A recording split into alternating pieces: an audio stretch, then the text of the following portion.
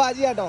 അപ്പം ഞാൻ ചെറിയൊരു കാര്യം കൂടെ പറയാൻ വേണ്ടി വന്നതാണ്. ഇപ്പം നമ്മൾ വണ്ടിയിൽ ഇരുന്ന് കഴിഞ്ഞാൽ ഇപ്പം ഞാനിവിടെ ഇങ്ങനെ നിന്ന് കഴിഞ്ഞാലും എന്നെ എന്ത് ചെയ്യാൻ പറ്റില്ല, ആ ഡ്രൈവർക്ക് ഫുള്ള് കാണാൻ പറ്റൂല. അപ്പം ഞാനിനി ബാക്കോട്ടൊന്ന് പോവാണ്. അപ്പം എന്നെ ഫുള്ളായിട്ട് നിങ്ങൾ ക്ലിയർ ആയിട്ട് കാണുമ്പോൾ എന്ത് ചെയ്യണം, ഒന്ന് ഓൺ അടിക്കണം കേട്ടോ.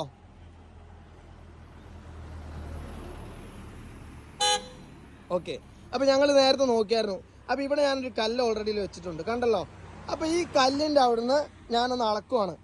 1 2 3 4 5 6 7 8 9 10 11 11:30 വരെ ഓൾറെഡിയിലുണ്ട്.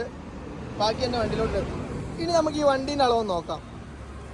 1 2 3 4 5 6 7 8 9 10 11.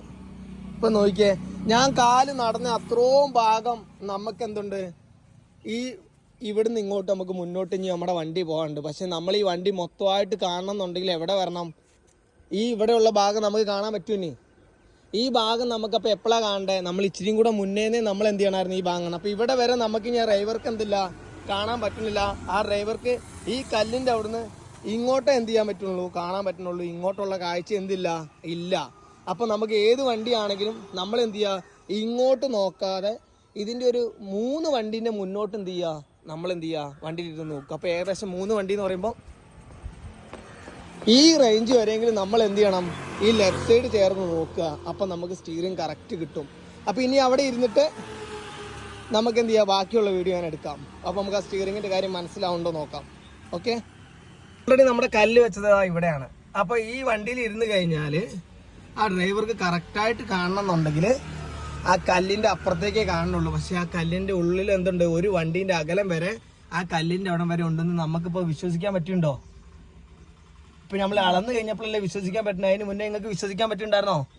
ഉണ്ടായിരുന്നോ? ഇല്ല. ഓക്കെ. അപ്പോൾ നമുക്ക് ഇനി എന്ത് ചെയ്യാം, പോകാം. നമുക്കൊന്ന് പോകാം. ഇന്ന് ഞങ്ങൾക്ക് 3ാമത്തെ ദിവസമാണ്, 4ാമത്തെ ക്ലാസ്സാണ്. ഇന്നലെ ഞങ്ങൾ 2 ക്ലാസ് എടുത്തു. അപ്പോൾ നമ്മുടെ വണ്ടി ഇന്ന് സ്റ്റാർട്ടായി. ഞാനിത് അവിടെ ഇങ്ങനെ ഇരിക്കുന്നുണ്ട്. അപ്പോൾ ഇനി നമുക്ക് ഇവിടുന്ന് എടുത്തു പോകണം.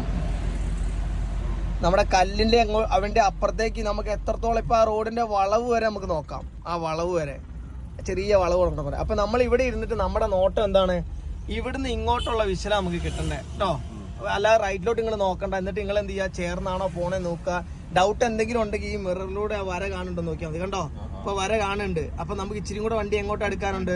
യെസ്, അങ്ങനെ ആ സൈഡ് മുന്നോട്ട്. അല്ലാതെ ഇങ്ങോട്ട് മാത്രമല്ല, ആ പിക്കപ്പ് കിടക്കുന്ന അത്രയും ദൂരം നോക്കണേ. ഇപ്പോഴത്തെ ഹോട്ടലിൻ്റെ ബോർഡ് കണ്ടോ, ആ ഹോട്ടലിൻ്റെ ബോർഡിൻ്റെ അവിടം വരെ ഇങ്ങൾക്ക് എന്ത് ചെയ്യാം, നോക്കാം.